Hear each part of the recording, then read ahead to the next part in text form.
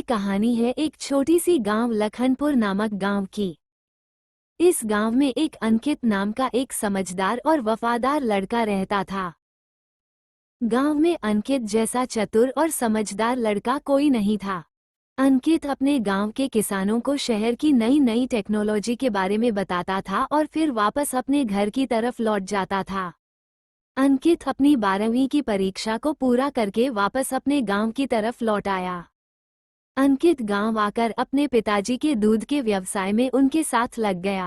अंकित और अंकित के पापा अपने दूध शॉप पर बोलते हैं कि दूध ले लो भाई, एकदम गाढ़ा और ताजा दूध, आओ भाई आओ। अरे भाई मुझे दूध दो ना, मैं कब से खड़ा हूँ।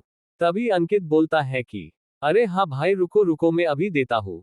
फिर दूध बेचने के बाद अंकित के पापा अंकित से बोलते हैं कि अरे अंकित बेटा, तेरे शहर से आने के बाद हमें दूध के व्यवसाय में कई ज्यादा मुनाफा होने लगा है। हाँ पिताजी, अब हमें दूध के व्यवसाय में अधिक मुनाफा होने लगा है, क्यों ना पिताजी हम अपने व्यवसाय को बड़ा कर लेते हैं।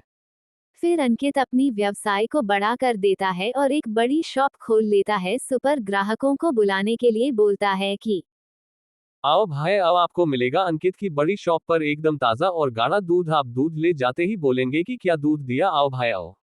बड़ी शॉप खोलने पर अंकित को अब और अधिक ज्यादा मुनाफा होने लगा था। फिर एक दिन अंकित के मन में लालच आया कि अब मेरे पास बड़ी शॉप है और ऐसी शॉप गांव में किसी की नहीं है, और अब मैं ऐसी और शॉप खोल लूंगा जिससे कि मुझे और ज्यादा पैसा मिलेगा। अब मुझे एक नौकर रख लेना चाहिए।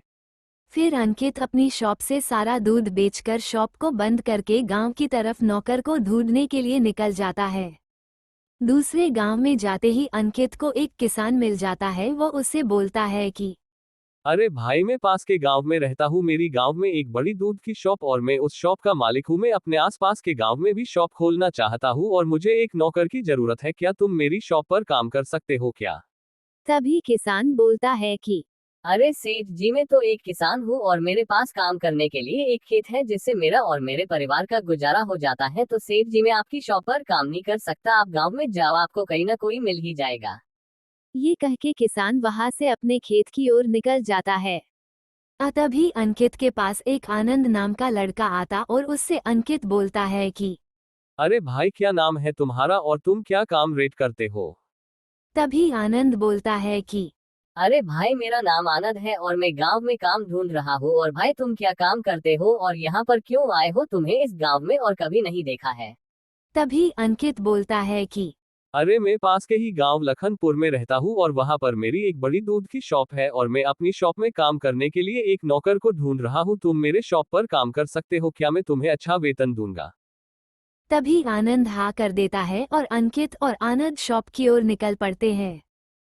शॉप पर आने के बाद अंकित आनंद को शॉप के काम को समझने लगता है और आनंद को बोलता है कि आनंद, ये बहुत ही सरल काम है और तुम्हें दिन के 20 रुपए ही मिलेंगे।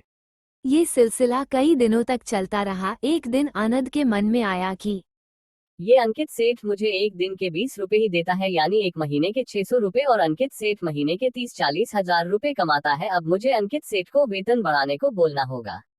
तभी अंकित उधर से आ जाता है और आनंद अंकित से बोलता है कि अरे अंकित सेठ, मैं तुम्हारे था यहाँ कई दिनों से काम कर रहा हूँ और आप जो वेतन देते हैं उससे मेरा गुजारा नहीं होता है। तो अंकित सेठ, आप में वेतन बढ़ा दीजिए। आनंद, मैं तुम्हारा वेतन बढ़ा दूंगा तो मैं क्या करूंगा? आनंद, तुम्हें काम करना है तो करो, वरना रहने दो, मैं और किसी को भी रख सकता हूँ। तभी अंकित बोलता रहता है और आनंद बिना बोले शॉप से निकल जाता है। एक दिन अंकित की शॉप पर एक आदमी आता है और बोलता है कि अरे सेठ जी, मुझे पहचानते हो क्या? तभी सेठ बोलता है कि अरे भाई, मैं तुम्हें नहीं पहचानता हूँ। अरे अरे सेठ जी, मैं वो हूँ जिसको आपने काम से निकाला था और आप उसे एक दिन के 20 रुपए ही देते थे। और सेठ जी, आज मैं आपसे भी बड़ा बिजनेसमैन बन गया हूँ। तभी सेठ को शर्मिंदगी महसूस होती। इस कहानी से ये सीख मिलती है कि हमें खुद पर अहंकार नहीं करना चाहिए।